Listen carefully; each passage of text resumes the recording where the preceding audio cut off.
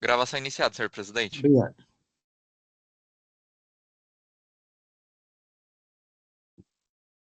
Bom dia. Iniciando-se o julgamento da primeira Câmara Julgadora do Tribunal de Impostos e Taxas de São Paulo, do dia 24 de junho de 2025, a qual está sendo gravada e será disponibilizada posteriormente. Todos os juízes já confirmaram a presença do sistema de empate. Vou iniciar a sessão.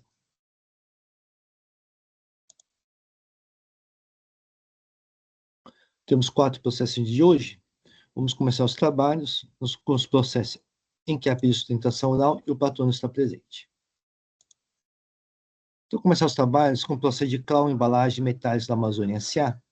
É recurso de ofício, relator doutor Eduardo Soares de Mello. Só um momento que eu vou fazer o registro da presença do patrono.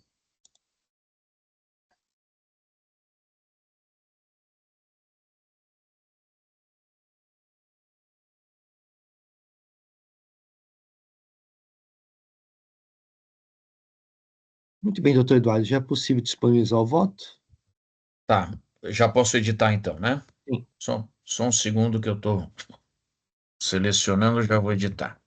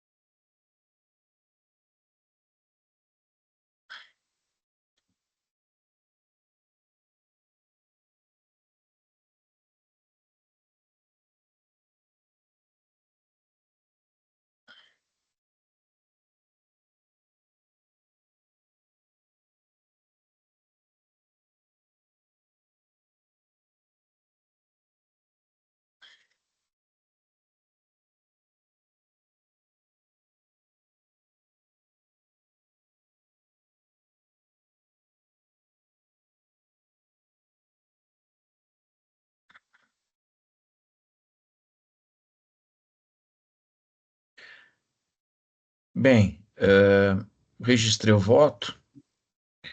Então, vou trazer aqui brevemente o relatório, né? Então, eu transcrevo aqui já no meu voto as duas acusações fiscais e menciono que, ou melhor, a acusação fiscal, uma acusação fiscal. E menciono que ela diz respeito à falta de pagamento de ICMS por emissão de notas fiscais em operações tributadas como não tributadas, né, CFOP 5905, que é remessa para armazém geral, tendo em vista saídas com destino, aí são duas pessoas jurídicas, né, a BOSE Logística e Transportes Limitada e a VIP, Serviços Logísticos e Locações de Equipamento Limitado. Pessoas jurídicas não devidamente registradas como armazéns gerais na JUSESP, nos termos da legislação.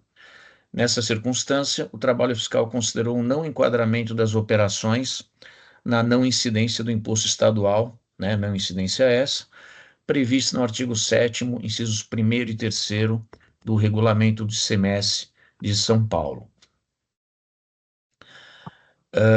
Agora aqui faz parte do relatório, mas também já começa a entrar na parte do voto. Eu prefiro, então, trazer essas observações preliminares após a sustentação oral do patrono. Então, patrono, fique à vontade para a sustentação oral em 15 minutos. Obrigado, relator, senhor presidente, demais presentes. Eu gostaria de iniciar minha fala dizendo que essa é uma acusação que é frontalmente contra os fatos do processo, né, dos autos. Se tratam de duas empresas, né, a acusação, como bem relatada, ela é de não aplicação da não incidência, por supostamente as empresas que prestaram serviço de armazenagem para a recorrida não estarem regulares perante a JUSESP. Queria iniciar dizendo que, primeiro, esse não é um critério da legislação. Em nenhum momento, em nenhuma passagem da lei do ICMS de São Paulo ou do regulamento, existe a exigência de que as empresas que prestem serviço de armazenagem estejam devidamente registradas na JUSCESP. De todo modo, ainda que se pudesse dizer que essa seria uma consequência lógica da prestação de serviço, as empresas em questão estão devidamente registradas na JUSCESP.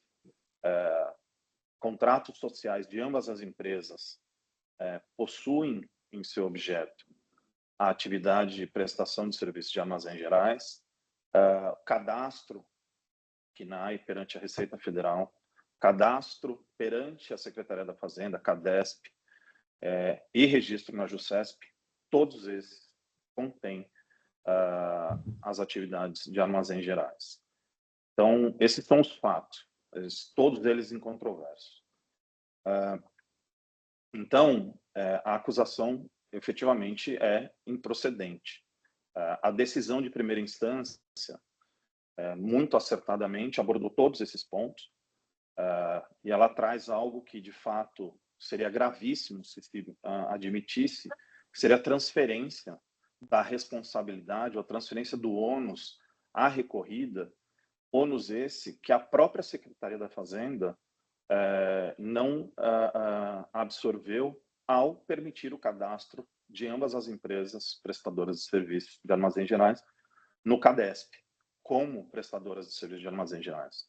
Então, esses são os fatos do processo, os fatos dos autos. Apenas exercitando aqui, caso se admitisse que de fato não se aplica a não incidência, estaremos diante de uma situação absurda, que seria admitir o pagamento do ICMS em todas as remessas que foram feitas, remessas essas, isso tudo consta dos autos, que foram todas retornadas, né? Também é fato incontroverso nos autos, seria admitir a incidência do ICMS e que geraria um crédito nas empresas que receberam essas mercadorias para armazenagem, com posterior débito do ICMS e o retorno, como de fato ocorreu, para a recorrida. Então, seria uma operação neutra. Então, estaríamos diante de uma situação bastante curiosa. Se fosse admitida a incidência do ICMS, o crédito também deveria ser admitido e o débito das empresas que prestaram serviço de armazenagens, ao retornar para a recorrida, também ocorreria, e o crédito, novamente, à recorrida. Então, seria uma operação neutra. Então, por tudo que já consta dos autos, né, todas as remessas efetivamente ocorreram, todos os retornos efetivamente ocorreram, ambas as empresas estão devidamente cadastradas na JUSCESP, estão cadastradas no CADESP, estão cadastradas, os CNAEs dessas empresas, né, no cartão CNPJ, constam a atividade de armazém geral. Por todas essas razões, merece ser mantida aí a decisão que acertadamente cancelou o auto de infração e que, ora, é objeto de recurso de ofício. Então, por tudo que já consta dos autos, reitero aí que se mantenha a decisão recorrida com o consequente cancelamento do auto de infração. Agradeço a atenção de todos e fico à disposição para debate. Agradeço, doutor Gerry. Doutor Eduardo. Bem, eu agradeço a explanação, a sustentação oral do patrono, e aqui não é média falar que foi bem objetiva, porque realmente foi bem objetiva, e realmente não precisava repetir toda a explanação que consta das contrarrazões ao recurso de ofício, que clarifica bem a discussão trazida nesse auto de infração. Bem, então comentei do que se trata as acusações fiscais, e aí, seguindo no meu voto, dessume do caso vertente que, na qualidade de depositante, a hora recorrida remeteu as mercadorias, embalagens por ela produzidas, para armazenagem nos armazéns gerais de propriedade da BOSE e da VIP, em contratação para realização de serviços de armazém geral, contratos às folhas 764 a 862 do processo, em conformidade com o objeto social das mesmas, folhas 726 a 758. Houve o retorno simbólico das embalagens que, por sua vez, foram vendidas aos clientes da recorrida, sendo que as aludidas prestações de serviço de armazém geral foram descritas nas notas fiscais de serviços emitidas, que eu coloquei as quais, mas precisaria tirar, mas não tem problema. Folhas 864 a 881. Em que pese a inexistência de registro relacionado à nomeação de depositário fiel e à assinatura do respectivo termo de responsabilidade, é inconteste nas fichas cadastrais na JUSESP o registro das atividades de armazéns gerais das destinatárias das embalagens, BOSE e VIP. Para ser mais preciso, foi demonstrado o registro no CADESP do CNAE 5211-7/01 Armazéns Gerais, emissão de warrant na época do envio das aludidas embalagens, em relação às pessoas jurídicas BOSE e VIP. No que concerne a VIP, cobra relevo a consulta ao CADESP, folhas 547 a 549, com cadastro da atividade 5211-7/01, Armazéns Gerais, emissão de warrant, como CNAE secundário, desde 22 de outubro de 21, além de certidão específica da JUSESP, folha 557. Ao seu turno, no que diz respeito à BOSE, chama atenção a consulta ao CADESP, folha 537 a 546, com informação no quadro histórico de CNAE secundário, folha 544 a 545, sendo que entre 10 de abril de 2019 a 23 de junho de 22, a mesma apresentava igualmente registro da atividade, aí a mesma atividade, né?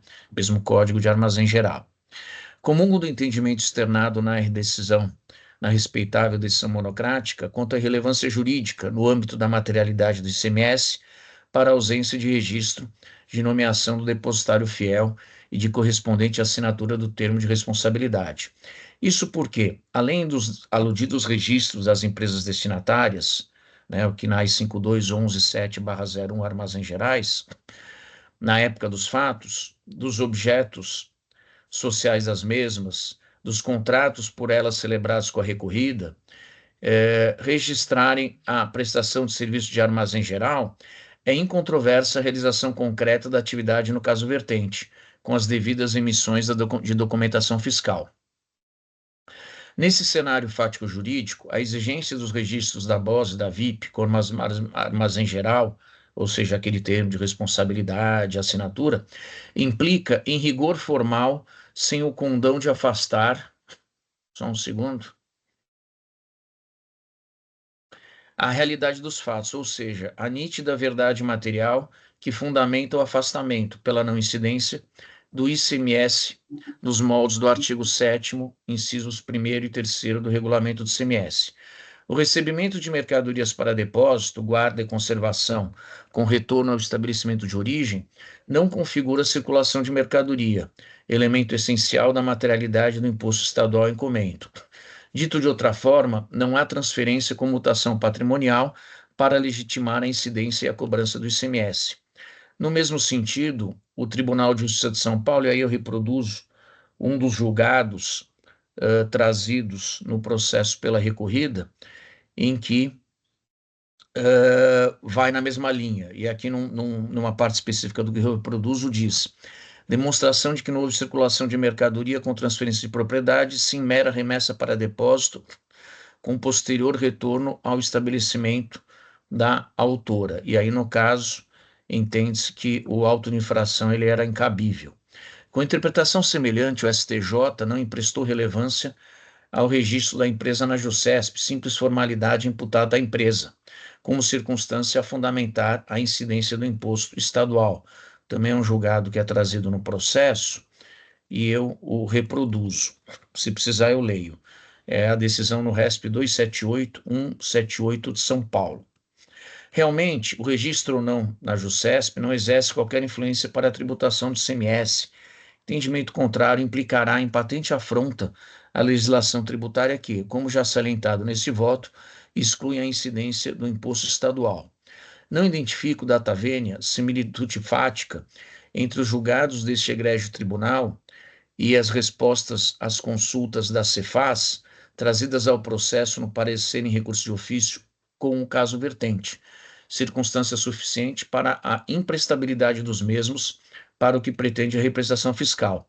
Adianto que, na maioria das contendas administrativas e indagações dos contribuintes à consultoria tributária da Cefaz, reitere-se, carreadas ao auto de infração no parecer em recurso de ofício, trata-se de depositários das mercadorias que não possuem cadastro no CACESP como armazéns gerais, contexto absolutamente distinto do apresentado pela recorrida.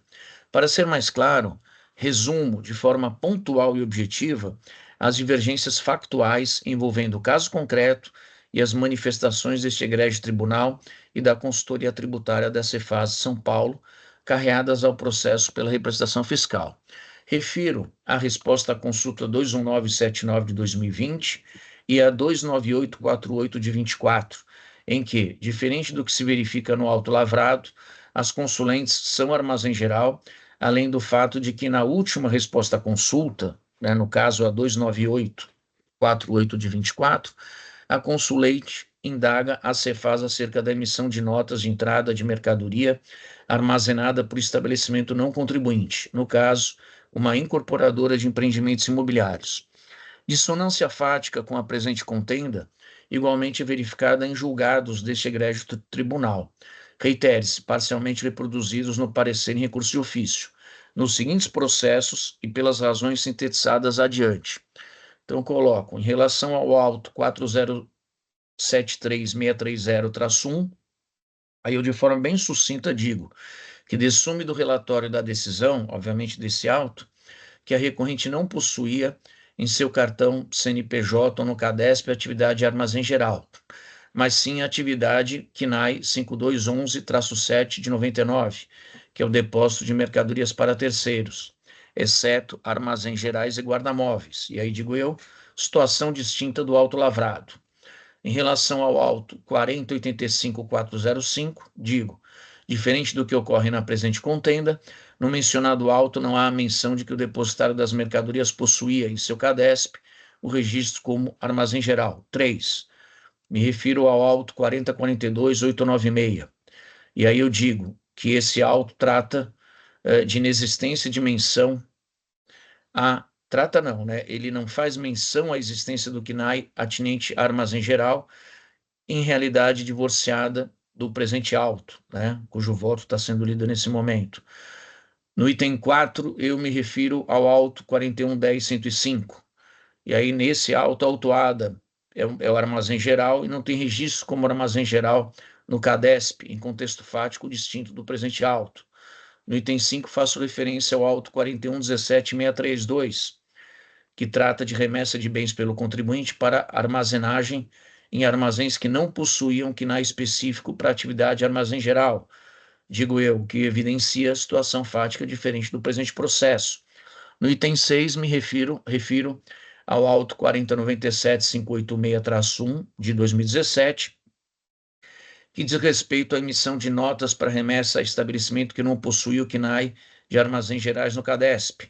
E aí eu concluo em claro cenário distinto da realidade do presente processo. E, finalmente, faço referência ao auto 4035736, dígito 3, 2014, em que envolve destinatário sem KNAI de armazém geral no CADESP, o que, concluo eu, não ocorre no presente caso. Por outro lado, instado a se manifestar em cenário fático jurídico similar, acolhendo a Câmara Superior deste egrégio tribunal, e aí me refiro ao auto 4038630-2, se manifestou de forma aqui sintetizada de que, aí abre aspas, a mera ausência de registro na JUSESP não tem o condão de transformar em tributável o que em essência não tem essa vocação. Pode, quando muito, constituir descumprimento de obrigação acessória a ensejar a aplicação de penalidade pecuniária, mas não fato a sustentar a pretensão do CMS em situações nas quais o próprio regulamento, artigo 7º, inciso 1º, prevê a não incidência do tributo. Fecha aspas. Finalmente, se o Estado de São Paulo permitiu o registro no CADESP do KNAI 5211, dígito 7 de 2001, armazéns gerais, emissão de Word, sem, contudo, exigir a comprovação do cumprimento aos requisitos expostos no parágrafo 2º do artigo 1º do Decreto Federal 1102 de 1903 viola, no mínimo, os princípios da moralidade administrativa e da segurança jurídica, expediente fazendário consubstanciado na exigência de imposto do contribuinte que agiu com lisura e transparência diante da legislação tributária nos moldes da recorrida.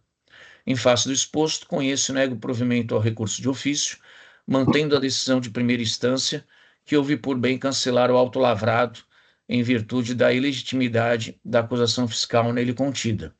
É assim como voto, presidente. Agradeço, doutor Eduardo. Só uma observação, pelo que eu vi nos autos, no CADESP, uma das empresas realmente tem o CADESP como armazém geral e a outra não. É isso mesmo? Eu aproveito para indagar, não lembro esse detalhe, mas indagar o Não, patrono. ambas têm. Ambas têm registro no CADESP. Tanto que foi Ah, reconhecido porque, pela própria decisão de primeira instância. sim, mas olhando os autos aqui, que tem o CADESP, deixa eu ver aqui. Tem um CADESP das empresas, só um momentinho só. É da BOSE. O CADESP da BOSE, que eu vejo aqui, não apresenta o KNAI de armazém geral. Tá. Eu tenho aqui.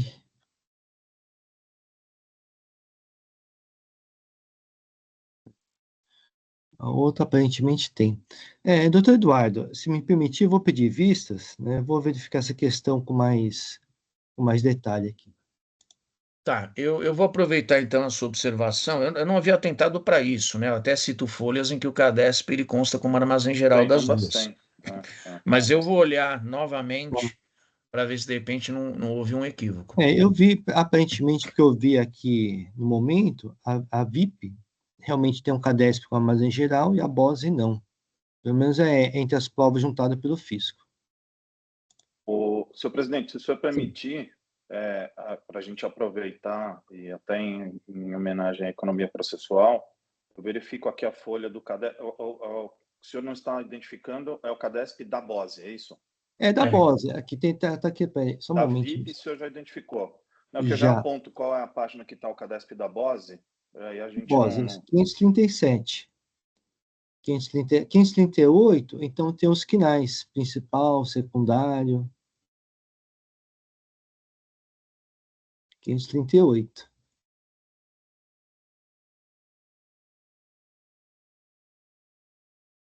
CADESP BOSE.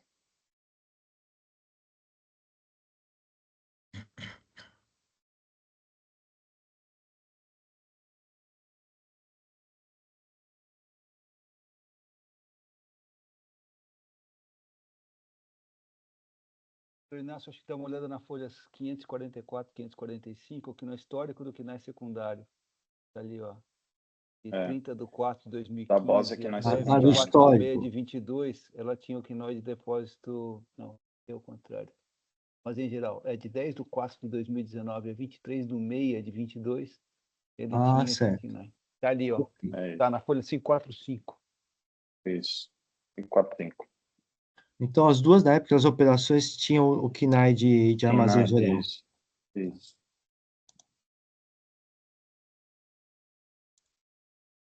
Porque que eu me lembro... Só um momento só.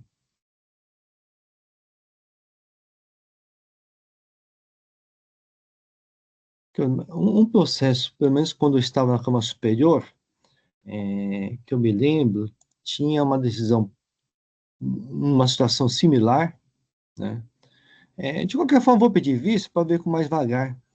O tempo que eu estava na Câmara Superior, que eu me lembro, teve uma situação semelhante, em que a acusação é a mesma, né? Mas no CADESP ele constava como armazém geral, embora não tivesse todos os registros na JUSESP. Tá? Eu vou resgatar isso daí, então eu vou pedir vista para analisar com mais cuidado.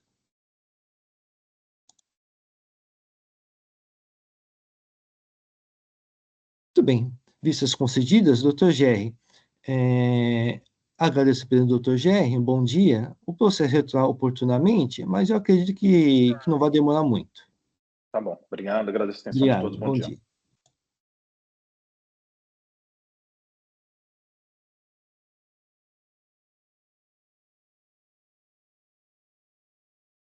Passar processo de SX LED Lighting Comércio e Serviço Limitado, recurso ordinário, relator Eduardo Soares de Melo.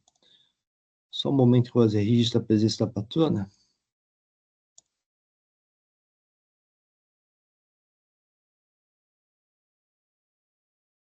Um momento só.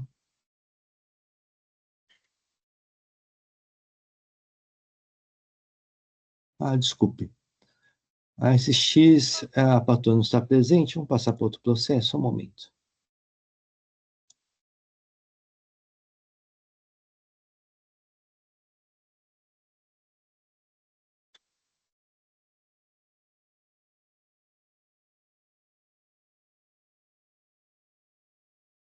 Passar processo de Whirlpool S.A., recurso ordinário, relator do Carlos Henrique. Só um momento que eu vou registrar a presença da patrona.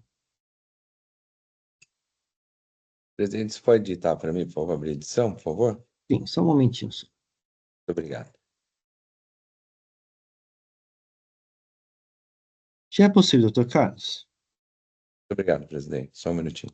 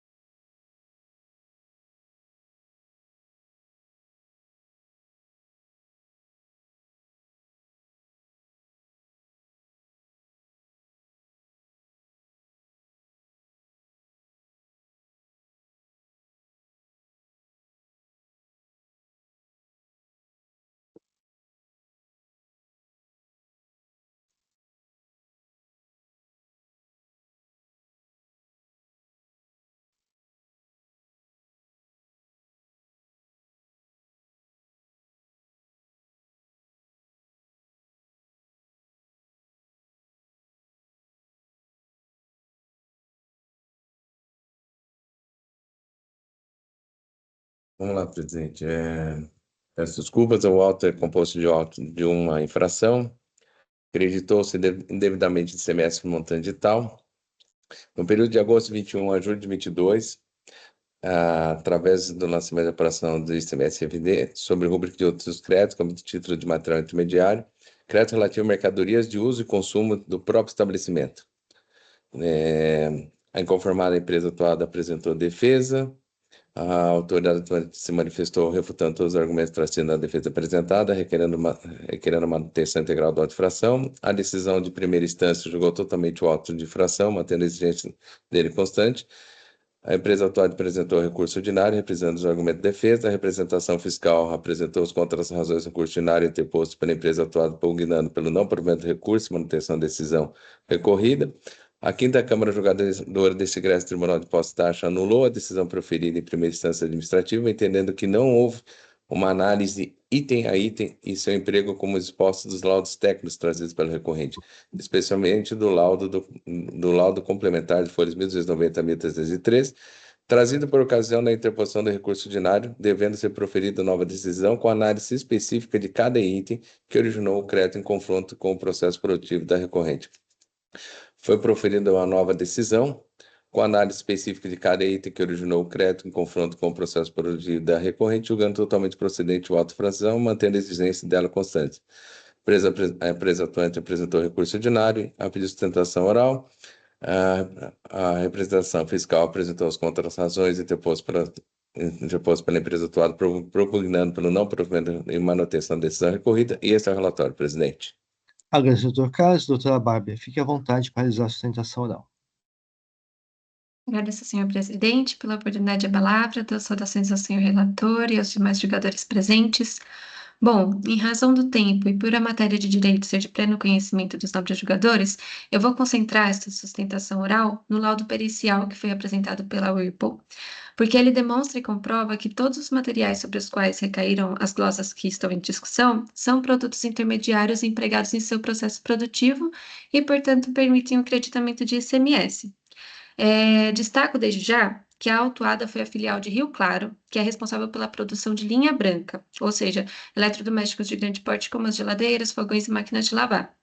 Então, para o seu processo produtivo, a Whirlpool, que por nós é conhecida como Consul, Brastemp, utiliza uma série de insumos e produtos intermediários para garantir a produção do produto final com qualidade e em quantidade que atenda ao mercado. Então, eu peço licença para compartilhar uma apresentação, porque vai ficar mais fácil para trazer alguns itens mencionados no laudo pericial, no laudo técnico apresentado.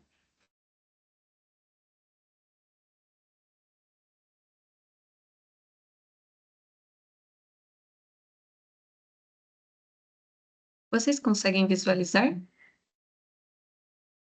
Sim.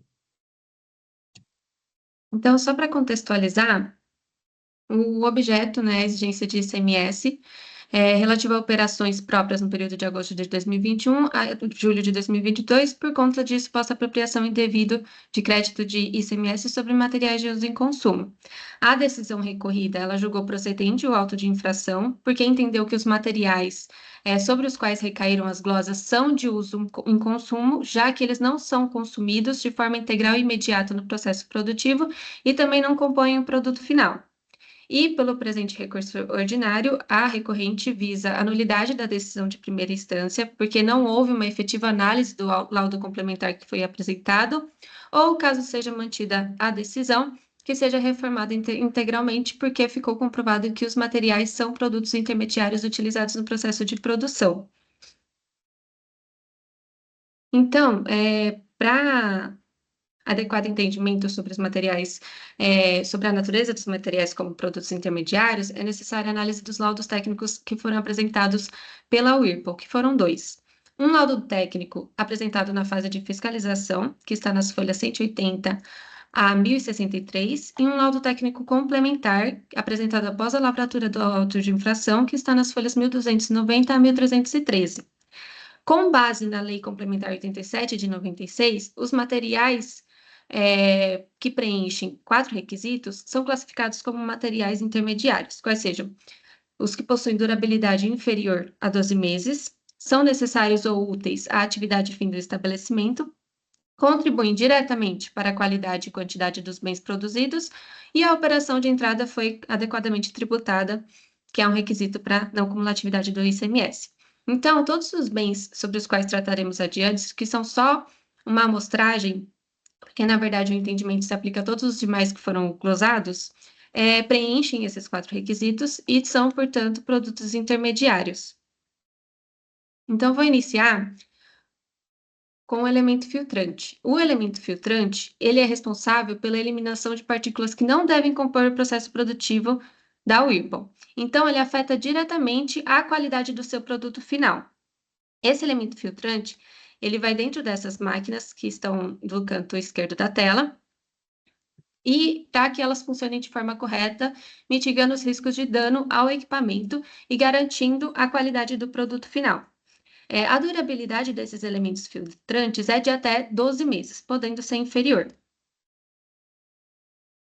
Temos também os patins esferas, que conferem estabilidade às máquinas de produção, afetando tanto a qualidade do trabalho como a velocidade. Então, por consequência, ele afeta aí a quantidade de produtos que são produzidos.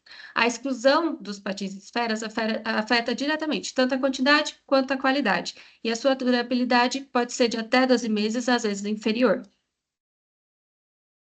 Em conjunto com os patins esferas, a gente tem o trilho para patins, que também dá sustentação aos patins e a durabilidade também é inferior a 12 meses. Então, os patins esferas, eles são utilizados em conjunto com patins e ambos garantem aí tanto a qualidade do produto final, quanto a quantidade que é produzida.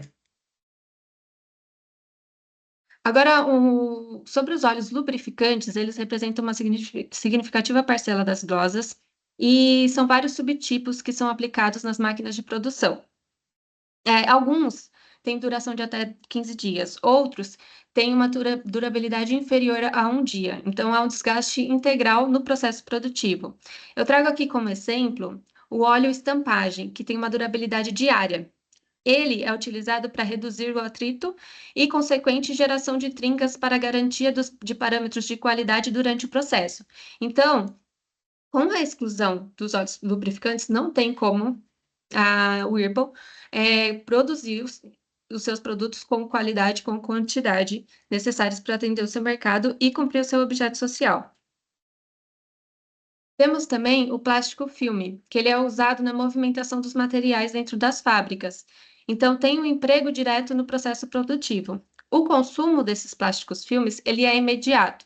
E ele contribui diretamente para a qualidade do produto final, porque ele preserva a integridade desses materiais quando eles são movimentados.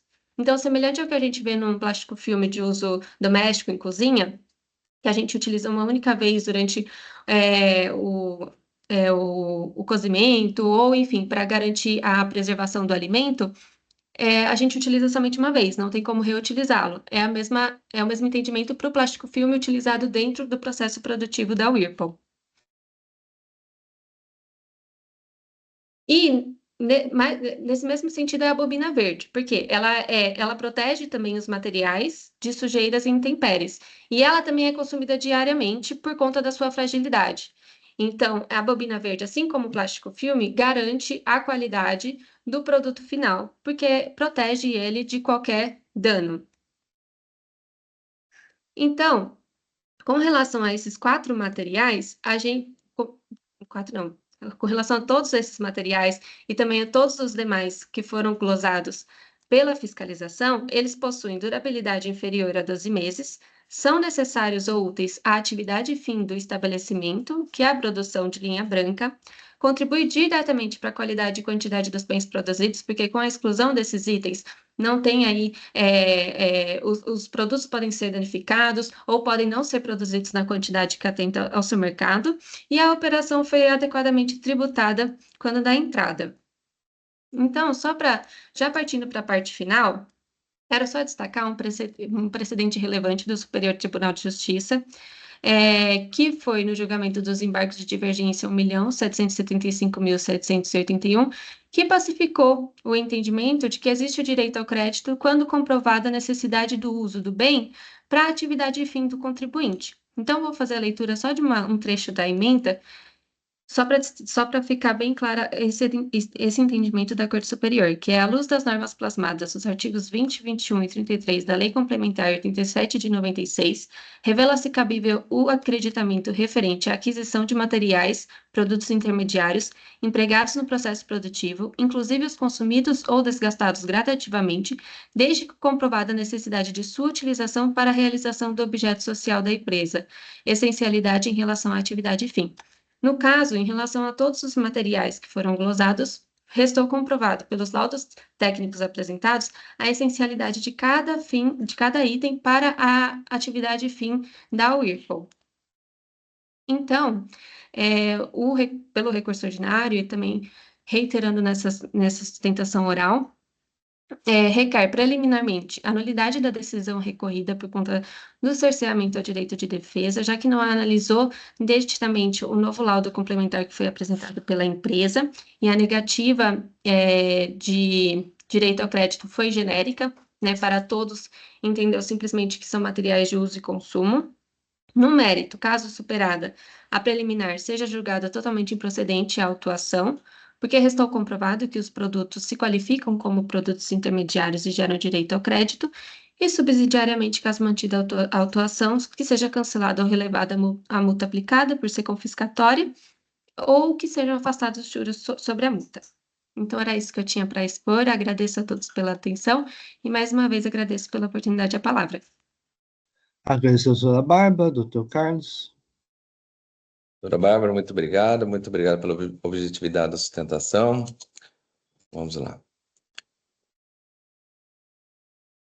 Primeiramente, afasta as preliminares de nulidade em razão da ausência de análise do laudo juntado e descumprimento do acordo proferido pela 5ª Câmara deste egresso tribunal, bem como da ausência da análise do item a item das mercadorias, objeto de glosa e justificativo individualizado para cada item. Isso porque, ao contrário do alegado pela recorrente, a decisão proferida em primeira instância traz tabela com análise sucinta de cada item contendo a sua descrição, a verificação de sua função e a justificativa individualizada para a glosa do crédito pertinente, folhas 1360 a 1367.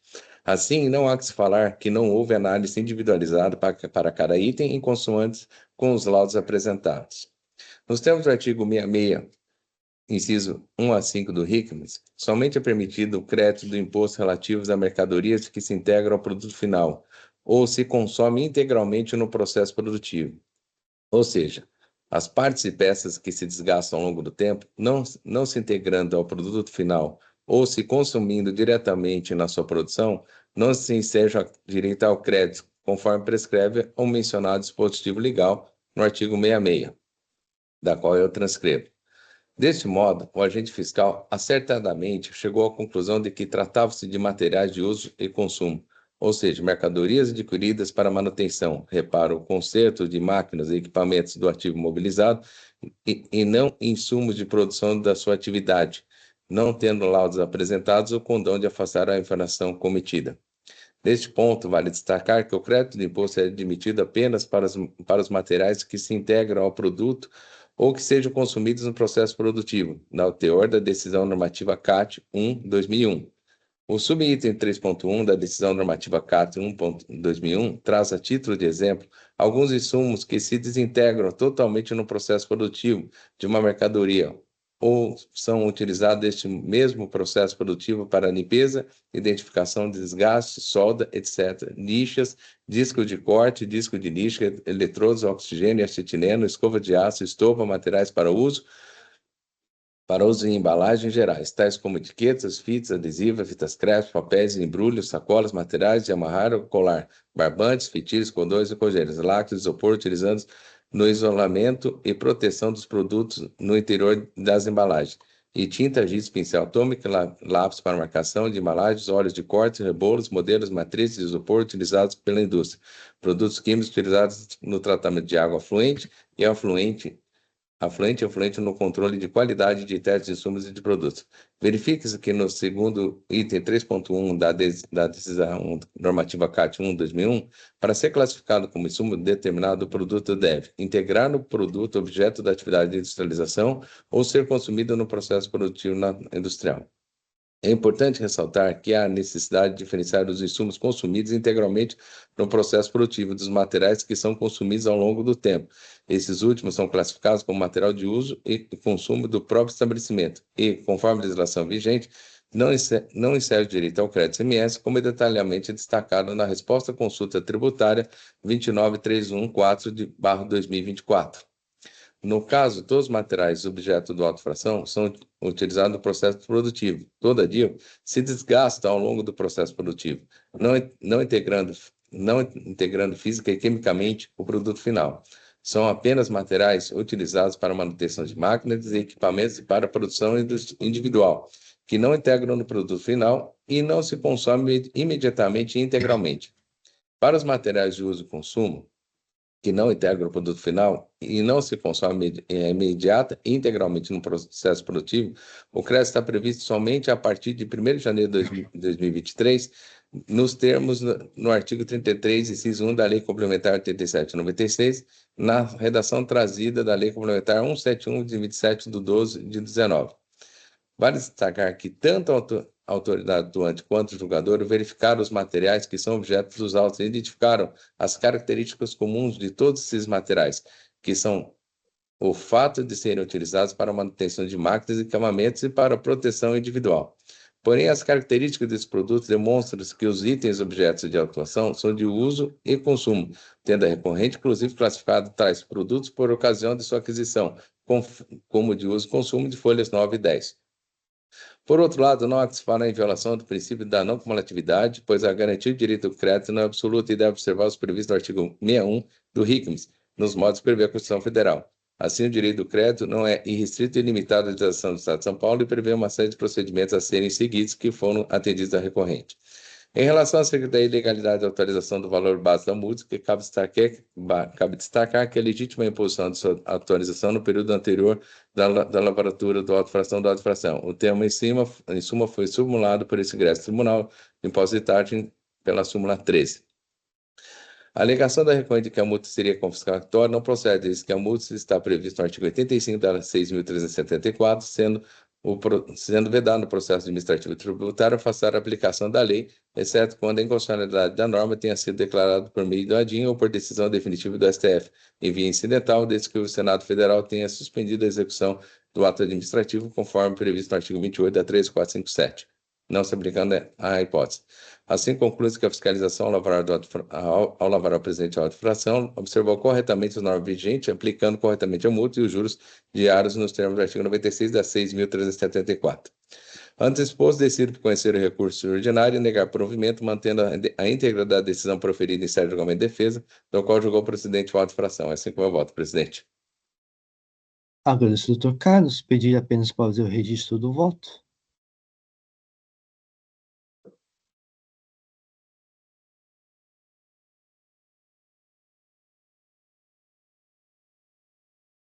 Já está registrado, presidente.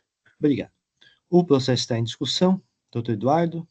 Presidente, eu gostaria de pedir vista do processo e eu dou uma analisada rápida e eu já coloco em pauta na semana que vem.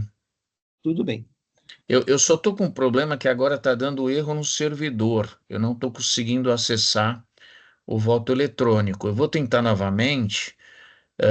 Se eu não tiver sucesso, eu acho que é melhor eu reiniciar minha máquina, tá bom? Tá certo. Ok.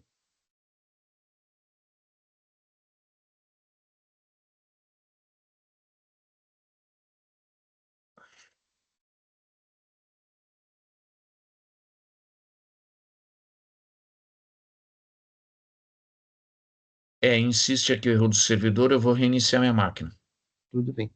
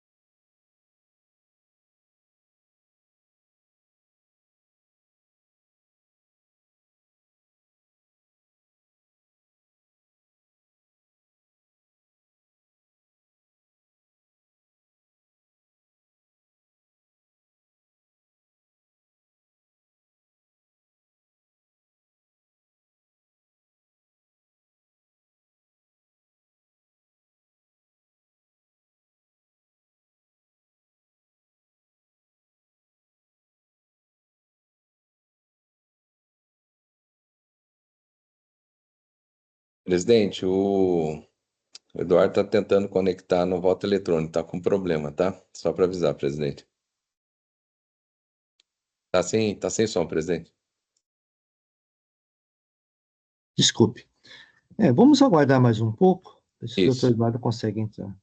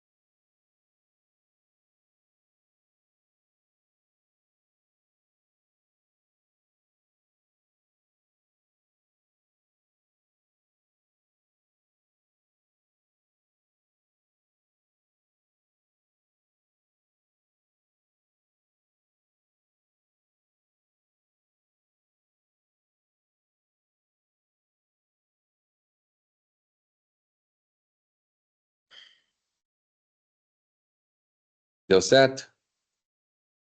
Por enquanto, né? Então Mas tá já ótimo. solicitei aqui a vista. Ótimo, então. Muito bem. Então, visto os conselheiros do doutor Eduardo Soares de Mello, agradecimento à doutora Bárbara, o processo retornar oportunamente. Muito obrigada, um bom dia a todos. Bom dia.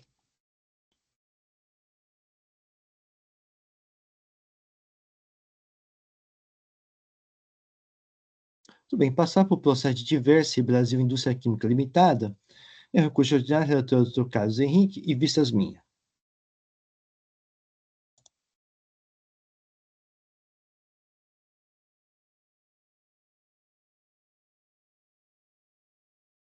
Doutora Juliana já fez a sustentação oral, correto? Correto. Bom dia, senhor presidente. Bom dia a todos os presentes. Bom dia. Sim, fiz sustentação oral na sessão de 15 dias atrás. Tá bom. Doutor Carlos, me faz uma breve lembrança dos autos? Ok, presidente. Presidente, o auto é composto de 19 infrações, mas o que está em discussão é só realmente o item 1. Do item 1 a 19, a contribuinte foi objeto de ingresso no PEP. O item 1, vamos lá. A decisão de primeira instância julgou improcedente o item 1, mantendo o item 1 a 19 no auto-infração, que foram objeto do programa no PEP, tendo sido deposto recurso de ofício pela Fazenda. A representação remeteu ao processo para verificar, a delegacia tributária certificou o pagamento de 2 a 19, a representação fiscal se manifestou para o restabelecimento do item 1, 16ª Câmara Julgadora anulou a decisão de primeira instância, determinando o retorno dos autos de primeira instância que fosse proferida nova decisão. Delegacia de Bauru proferiu nova decisão, julgou procedente o item 1 do auto-infração. Foi apresentado recurso ordinário, a representação apresentou suas contra-razões. A 8ª Câmara Julgadora converteu o julgamento de diligência para que o agente fiscal atuante analisasse os documentos trazidos pela recorrente, levando em consideração o relatório elaborado pela auditoria independente e os documentos fiscais de vendas de mercadorias. A autoridade atuante se manifestou pela manutenção integral do auto de infração, entendendo que os documentos, argumentos e demonstrativos apresentados não foram suficientes para afastar o exigente fiscal. A representação se manifestou pelo cumprimento da diligência, reiterando as contra-razões do recurso ordinário. Recorrente se manifestou alegando parecer da diligência que não cumpriu a determinação da colenda da oitava Câmara deste egresso tribunal, de modo que deveria ser desconsiderado ou declarado nulo para que nova diligência fiscal fosse realizada, reiterando os pedidos improcedentes. A recorrente apresentou memoriais, houve conversão de julgamento de diligência para que a outra representação fiscal se manifestasse sobre a documentação juntada em resposta à diligência anterior, para efetivo cumprimento de diligência proposta. A apresentação fiscal se manifestou em cumprimento à diligência determinada, concluindo que, pela inutilidade do relatório apresentado pela recorrente, com a finalidade de demonstrar as alegadas movimentações de mercadorias, retorna a esse egresso Tribunal de Depósitos e Taxas para o prosseguimento de julgamento. A recorrente se manifestou sob parecer da outra representação fiscal, reiterando pela nova conversão de julgamento de diligência em homenagem aos princípios da verdade material, ampla defesa e contraditória. Aí, presidente, eu apresento meu voto e mais uma vez eu estou convertendo o julgamento em diligência para que seja efetuada uma análise detalhada dos documentos trazidos pela recorrente do quadro de defesa, levando em consideração o relatório elaborado pela auditoria independente e os documentos fiscais de venda de mercadorias para emitidos, cotejando tais documentos com movimentações com o efetivo do laudo técnico da auditoria independente. Após isso, a vista de manifestação, retorna os autos para julgamento. É assim que eu votei, presidente. Agradeço, doutor Carlos. Só um momento que eu vou fazer uma pequena correção de erro de digitação. Só um momento.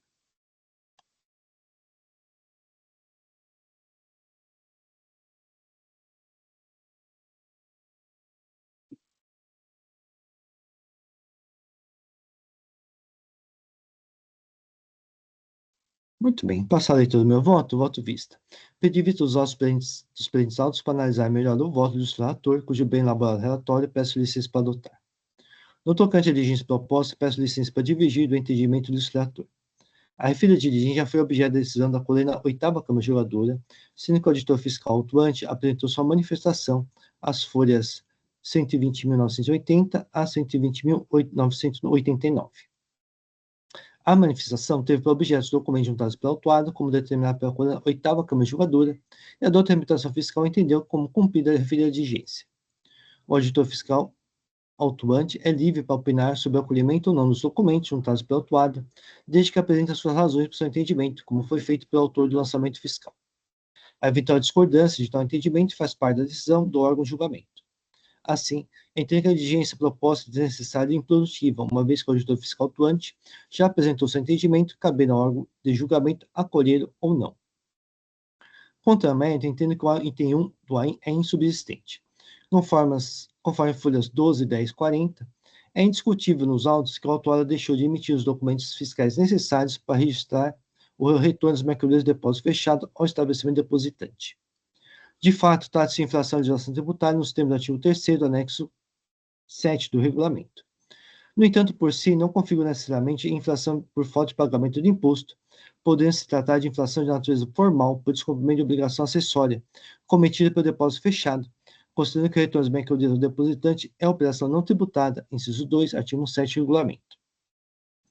Embora a decisão de folha 12.0756 a 12.0765 tenha de fato partido de premissa equivocada ao afirmar que não houve habeas, portanto, qualquer espécie de fiscalização ou levantamento no estabelecimento depositante, pois o autuado é o depositante, e a citada decisão homologatória da CAT, processo da ET 805577, sendo, portanto, a matéria já discutida nos autos, tenha sido tomada, quando o levantamento fiscal realizado no depósito fechado, há que se aprender o sentido da decisão que expôs. Então, transcrevo aqui, no meu voto, essa decisão homologatória, em especial, diz o seguinte: mas circunstância de que as mercadorias depositadas tiveram destinatário outro diverso depositante, só poderia merecer confirmação duvidosa, no caso dos autos, mediante o levantamento fiscal do depósito fechado e do estabelecimento a que estivesse subordinado. Assim, em se tratando de levantamento fiscal relativo a mercadorias remetidas a depósito fechado, não basta que o levantamento seja realizado unicamente no depositante ou no depósito, mas sim a necessidade de verificar ambos os estabelecimentos em conjunto. Assim, para a confirmação da diferença de levantamento, no caso, deveria ser considerado também as vendas de mercadorias da autuada e que saíram do depósito fechado, além das remessas do depósito fechado, dos respectivos retornos e estoque de ambos, o que não vislumbra nos autos por parte do fisco, sendo que a autuada, por seu turno, trouxe relacionados fiscais de vendas, folhas tais e quais, estoques de depósito fechado, folhas tais e quais, e laudo nesse sentido. Destaque entende apenas substância do item 1 do AIM.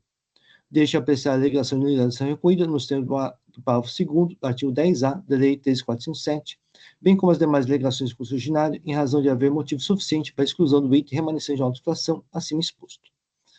Pelo exposto com esse dou provimento do curso originário para cancelar o item 1 do AIM, é assim que eu voto.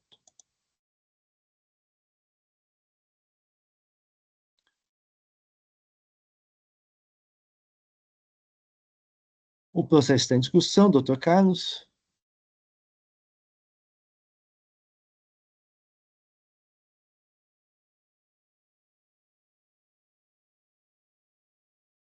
Microfone fechado, doutor Carlos. Doutor Carlos está sem som. Desculpa, presidente. Presidente, eu vou redigir a preferência, eu vou modificar meu voto, ok? Ok.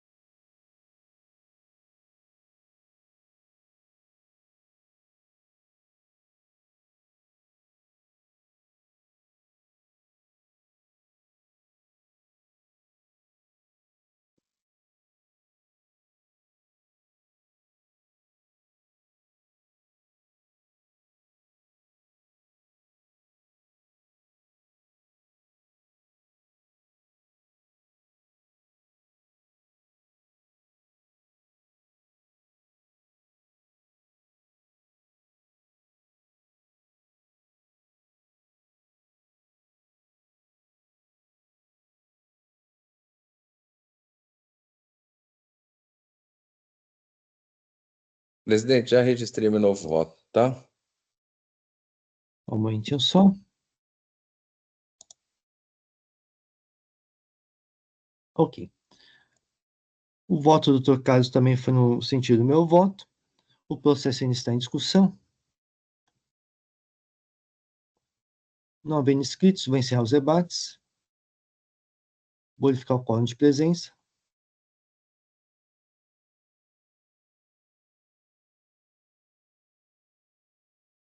Vou iniciar a votação.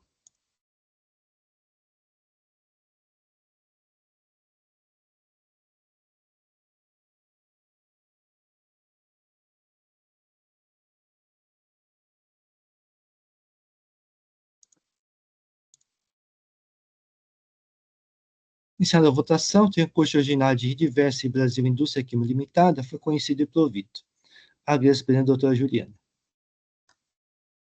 Obrigada, senhor presidente, senhor relator, todos os demais presentes. Peço licença para sair e desejo um bom final de sessão para os senhores. E um bom dia. Obrigada. Passar para o processo de SX LED Lighting Comércio e Serviço Limitado. É o recurso originário, relator doutor Eduardo Soares de Mello.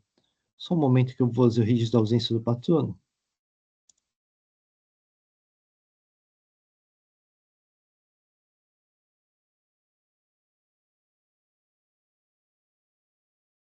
Muito bem, doutor Eduardo, já é possível disponibilizar o voto? Ótimo, só vou então editá-lo. Só um segundo.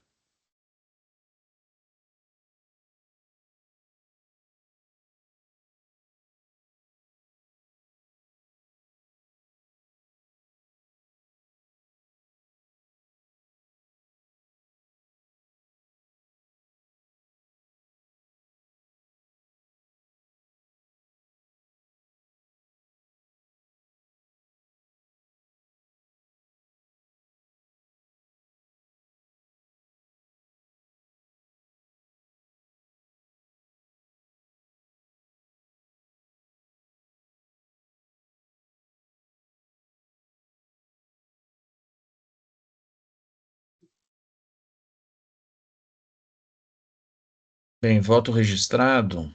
Eu vou proceder, então, à leitura do mesmo. Então, aqui tem o relatório, aí eu transcrevo as acusações, e aí digo: as acusações fiscais dizem respeito, portanto, à falta de pagamento de ICMS operação própria e IST na emissão e escrituração de notas fiscais de saídas de mercadorias para a pessoa jurídica SX Lightning Second Limitada, doravante denominada SX Second, em operações tributadas, porém considerando bases de cálculo do imposto estadual em montantes significativamente abaixo do valor real das mercadorias, usualmente praticadas em outras empresas. Então, esses são os itens 1 e 2 do auto de infração. Um relativo a ICMS operação própria, o outro ST. Dessume do trabalho fiscal menção à confissão de representante da recorrente ao fisco, quanto ao repasse das mercadorias pelo valor de custo para empresas do grupo familiar SX, com o detalhamento de como cada uma das referidas empresas realizava suas revendas independentemente. O agente fiscal de rendas competente igualmente apurou indícios e provas de que a SX Second não teria recebido de fato as mercadorias supostamente por ela adquiridas, concluindo pela destinação incerta das mesmas. A recorrente pleiteia o reconhecimento da nulidade do auto por vício de motivação, por falta de veracidade, base legal e comprovação de existência de simulação e dolo nas operações mercantis, ficando limitada à apresentação de meros indícios ao invés de provas. Tal circunstância desrespeitara, portanto, a regra incerta no artigo 142 do CTN e cercearia o direito ao exercício do contraditório e da ampla defesa pela recorrente. De acordo com a recorrente, não houve simulação de operações mercantis vendas envolvendo-a com a SX Second, e tampouco a existência dessa última apenas para reduzir a tributação do ICMS próprio IST por parte dela, recorrente. A recorrente aduz que vendera seus produtos para a distribuidora SX Second com ulterior comercialização a seus clientes no país, sendo inviável tal atividade SX LED Lightning, que é a recorrente, por esta se voltar à industrialização. Atividades, portanto, diferentes e complementares das referidas pessoas jurídicas. Na condição de empresa distribuidora pertencente ao mesmo grupo da empresa industrializadora, SX LED Lightning, que é a recorrente, a SX Second distribuiria os produtos fabricados pela empresa industrializadora ao mercado, cliente final, aumentando as vendas no território nacional. Afirma que a SX Second teria, portanto, o propósito negocial de viabilizar as vendas das mercadorias industrializadas pela SX LED Lightning para o mercado nacional, fundamental para o crescimento da marca, não constando da legislação obstáculo para que empresas do mesmo grupo figurassem como distribuidora e industrializadora de bens. Para tanto, procura demonstrar quadro de colaboradores compatível, conforme folhas de pagamento carreadas ao processo, folhas 242 a 253. Acresce que as operações realizadas entre a SX Second e a mesma recorrente ocorreram na forma de cross-docking, saída da recorrente sem ingresso físico no estabelecimento da SX Second, mas com encaminhamento direto para cliente final para maior agilidade operacional. Esclarece que o cross-docking, atividade prevista na legislação e reconhecida nas respostas à consulta 16047 de 17 e 22932 e 21, ambas da Cefaz, assegura significativa redução ou eliminação da estocagem dos itens comercializados pela empresa, dispensando a necessidade de capacidade física para armazenamento de estoque pela SX Second. Alega, mediante informações contidas nos SPEDs, folhas 220 a 241, ferramenta oficial para validação das operações fiscais e tributárias realizadas pelos contribuintes, salvo comprovação em contrário, nos termos do artigo 2º do Decreto 6022 de 73, que a SX Second apurava e recolhia o imposto estadual em comento com base no preço integral dos produtos comercializados. Nesse sentido, se insurge quanto à conclusão fazendária de que a SX Second seria empresa inidônea e que as mercadorias teriam destino incerto. Ainda quanto à referida matéria, a recorrente não admite a presunção de inidoneidade da SX Second, invocando a imperiosa demonstração de irregularidade da mesma antes do lançamento de ofício, sob pena de nulidade do auto por vício insanável, mediante ajuntado ao processo de cópia do procedimento administrativo de constatação de nulidade de inscrição, PCN, em face da empresa, o que não ocorreu no caso vertente, conforme decisão específica deste egrégio tribunal, e que reconheceu a nulidade de distinto auto de infração lavrado por deficiência de instrução.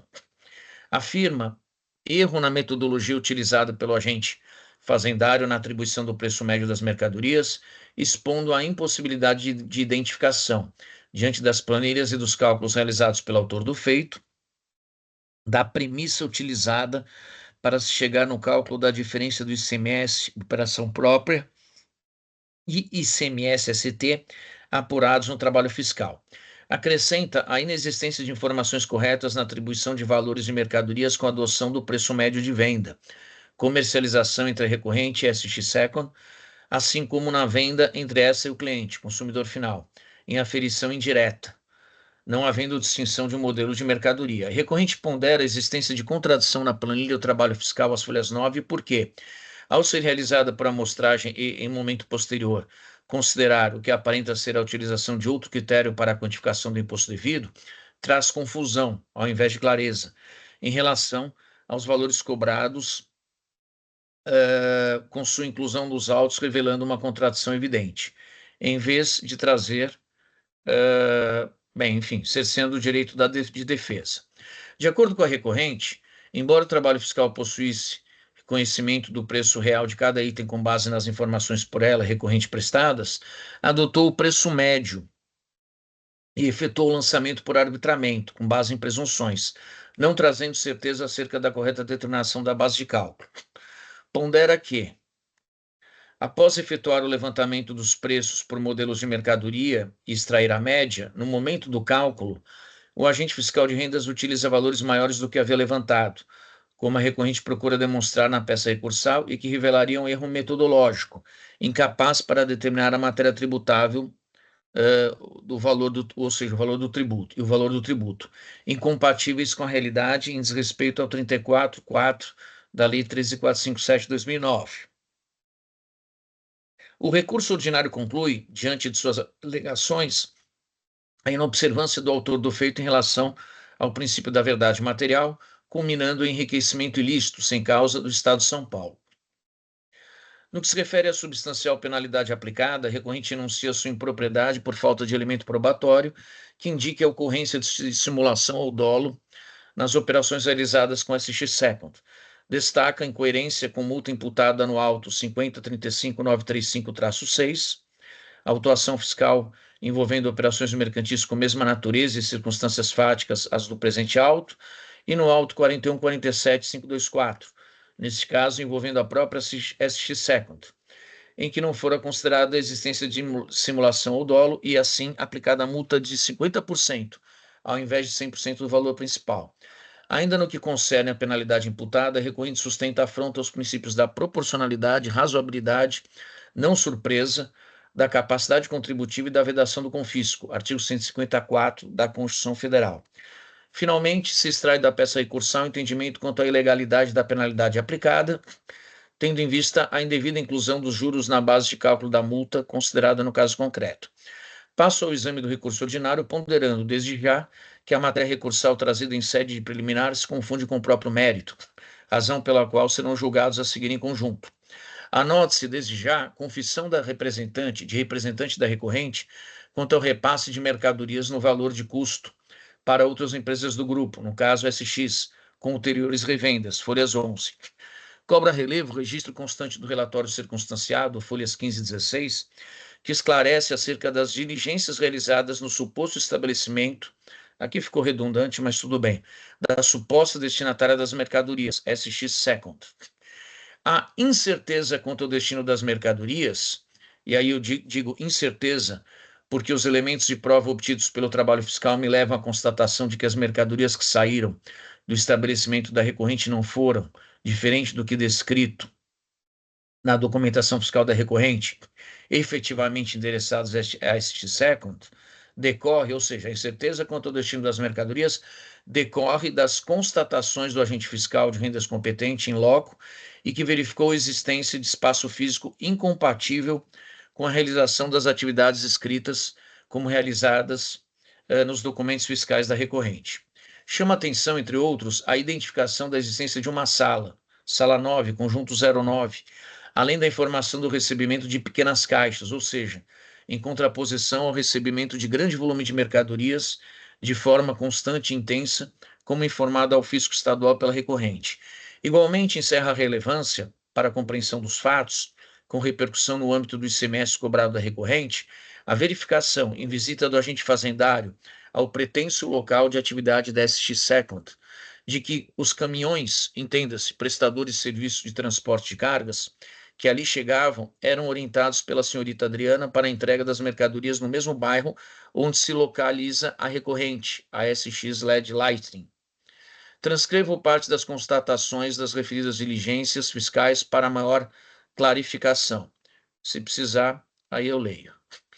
Além disso, depende das folhas 13 a 18 do processo a observação, acompanhada de fotos dos locais onde se realizariam as atividades da SX Second, de que, na verdade, se trata de endereços residenciais, bem como de imóvel comercial em que mencionada pessoa jurídica não se encontrava.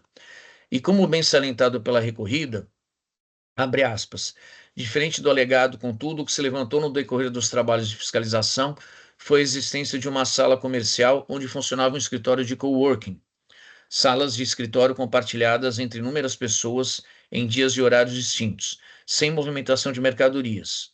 Continuando aqui nas aspas, o fisco apurou que as entregas para a SX Second eram, na prática, encaminhadas para o endereço da autuada e ao longo dos meses foram observadas diferenças de quantidades de entradas e saídas da SX Second totalmente incompatíveis com a capacidade que uma sala de coworking teria para abrigar estoques. Folha 19, fecha aspas. Mas não é só. Diante do cenário fático evidenciado pelo autor do feito nas diligências realizadas, não vislumbra a possibilidade de efetivação do cross-docking na forma mencionada pela recorrente. Por quê? Como bem registrado pela decisão recorrida, tal operação logística costuma ser realizada em galpões de consideráveis dimensões, permitindo a chegada de caminhões transportadores de mercadorias em significativas quantidades para novo e imediato embarque em outros veículos, sem, portanto, armazenagem, com encaminhamento direto ao destinatário final. De sume do relatório circunstanciado, igualmente cobra relevo para o deslinde da controvérsia, a existência de diversos clientes cujos nomes são extremamente semelhantes com o da recorrente. Refiro às pessoas jurídicas SX, e aí todas têm o SX Lighting, então eu não preciso repetir. Então, a primeira, assim como as outras, é SX Lighting, aí uma acrescento Second, depois o Fourth, o Fifth, o Sixth e o Seventh. Como se não bastasse, no que atina a essas pessoas jurídicas, o trabalho fiscal constatou empresas com os mesmos e-mail de contato, telefone, valor de capital social e quinais. Além disso, fora constatado o mesmo profissional contábil envolvendo a recorrente e 5 das empresas acima citadas, o mesmo endereço de estabelecimento. O que para mim não constitui meros indícios, mas configuram elementos de prova de que não houve operações mercantis envolvendo a recorrente SX Second, mas a simulação de vendas com informação de bases de cálculo do imposto estadual em valor significativamente inferior ao real, com o intuito de redução substancial da carga tributária legalmente incidente. E aqui eu observo que, de acordo com o trabalho fiscal, chegou-se até a 11%, apenas 11%, do preço usual em diversas operações. A conclusão é reforçada com a surpreendente baixa das aludidas pessoas jurídicas logo após o trabalho fiscal, como evidenciado pelo autor do feito. No meu sentir, esses elementos carreados ao processo são suficientes para afastar a assertiva recursal de que o trabalho fiscal se pautar em premissas equivocadas, porquanto divorciadas da realidade dos fatos. Nesse sentido, e com data máxima vênia bem elaborada a peça recursal, não vejo como prestigiar a pretensão de nulidade do auto, por alegado vício de motivação. Penso que os valores a que o trabalho fiscal chegou levaram em conta a média de todas as mercadorias e modelos comercializados. Significa dizer que não comungo das alegações recursais de que houvera, por parte do agente fiscal de rendas competente, tributação sem distinção de modelo de mercadoria, além de equívocos na metodologia considerada, implicando em alegado lançamento arbitrário decorrente de meras presunções. Nesse sentido, reproduzo manifestação fiscal, folhas 261, para clareamento da questão.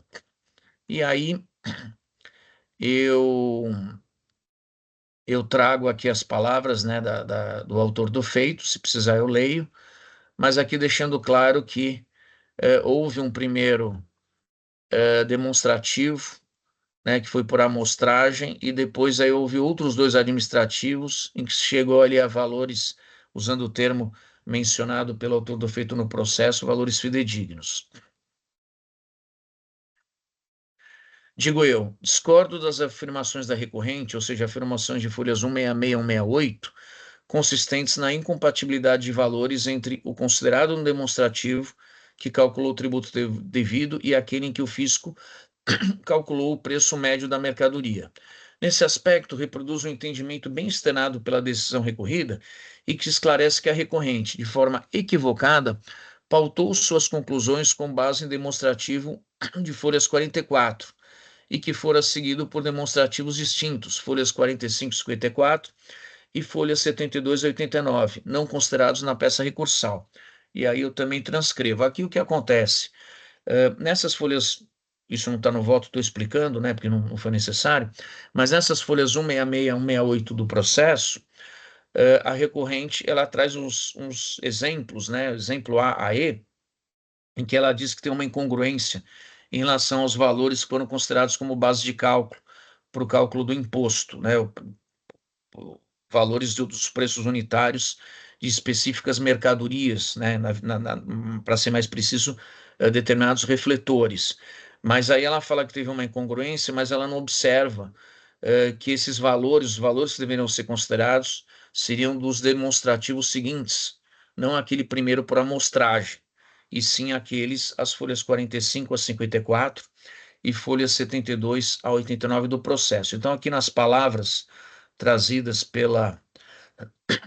na verdade, pela decisão recorrida, itens 30 e 31, fica bem clara essa questão. Digo eu, no que concerne ao entendimento da recorrente quanto à necessidade de instauração de procedimento administrativo de constatação de nulidade, PCN, de inscrição estadual da SX Second, para constatação de sua inidoneidade e irregularidade, pondero que as acusações fiscais em foque decorrem da utilização, por parte da recorrente, de bases de cálculo do imposto estadual, ICMS operações próprias e ST, em valores significativamente inferiores aos reais. Em outros termos, se as acusações fiscais tivessem como fundamento a situação irregular da SX Second, poder-se sustentar a imprescindibilidade do PCN para a legitimidade da autuação fiscal. Tecidas essas considerações, vejo como acertada a decisão recorrida, uma vez que considerou a verdade material, trazida a lume com exatidão pelo trabalho fiscal, com auxílio de confissão de representante da recorrente, fotos realizadas em cumprimento de diligências, etc. E, com base na realidade dos fatos, manteve legítimas acusações fiscais que, ao perdurarem, sequer culminarão em enriquecimento ilícito ao erário bandeirante. No que diz respeito à insurgência contra a penalidade aplicada, multa correspondente a 100% do valor principal, pelo fato de sanções mais suaves terem sido imputadas em face das acusações fiscais semelhantes no auto 5035-935-6 e 4147-524-0, palmilho do entendimento da recorrida de que, naquelas oportunidades, não havia constatação da extensão da fraude perpetrada. Ademais, é-se disso que o julgador não fica impelido a se manifestar de forma idêntica aos demais juízes do mesmo tribunal, se identificar razões fáticas e jurídicas para entendimento distinto. A evolução da investigação é clara, mais aprofundada e, como consequência, detentora de mais elementos a evidenciar as condutas praticadas pelas empresas em foque, como se verifica de específica manifestação fiscal, folhas 264 a 265, cuja reprodução como fizera a recorrida, trago no presente voto. Se precisar eu leio, mas deixa bem claro que a extensão, né, o alcance da fraude estruturada perpetrada pela recorrente e pelas outras empresas do grupo, ela foi ficando cada vez mais clara e com dimensões maiores durante o trabalho fiscal, ou seja, após a lavratura dos outros mencionados autos de infração. Da mesma forma, não acolho a pretensão da recorrente quanto ao desrespeito aos princípios da razoabilidade, capacidade contributiva e não confisco, em face da multa aplicada, tendo em vista o estatuto no artigo 28 da Lei Paulista 13.457/2009, que veda o julgador deste egrégio tribunal, salvo em situações excepcionalíssimas, as quais não guardam relação com o caso vertente, a apreciação de matéria constitucional. E aqui também eu aplico a súmula 13 de 2018, né, que diz que é legítima a atualização do valor básico da multa nos termos do 85, parágrafo 9º da Lei Paulista do ICMS, para então afastar a assertiva de indevida inclusão dos juros na base de cálculo da multa. Em face do exposto, conheço e nego provimento ao recurso ordinário para manter o auto lavrado, tendo em vista a legitimidade das acusações fiscais nele contidas. É assim como voto, presidente. Eu vi, claro, que tem alguns erros de digitação, mas eu não vejo a necessidade de corrigi-los. Muito bem, obrigado, doutor Eduardo. O processo está em discussão. Não havendo inscritos, vou encerrar os debates. Vou verificar o quórum de presença.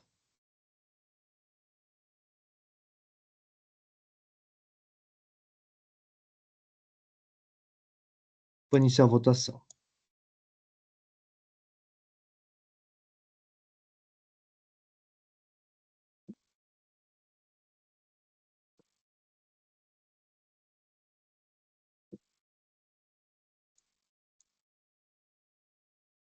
Iniciada a votação, recurso ordinário SX LED Lighting Comércio e Serviço Limitada foi conhecido e não provido.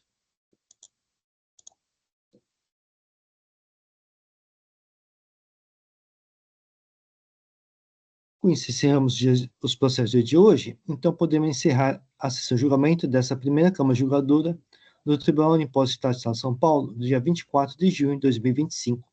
Agradeço a presença de todos e pedir para o Luiz Felipe encerrar a gravação. Só um instante, senhor presidente. Obrigado.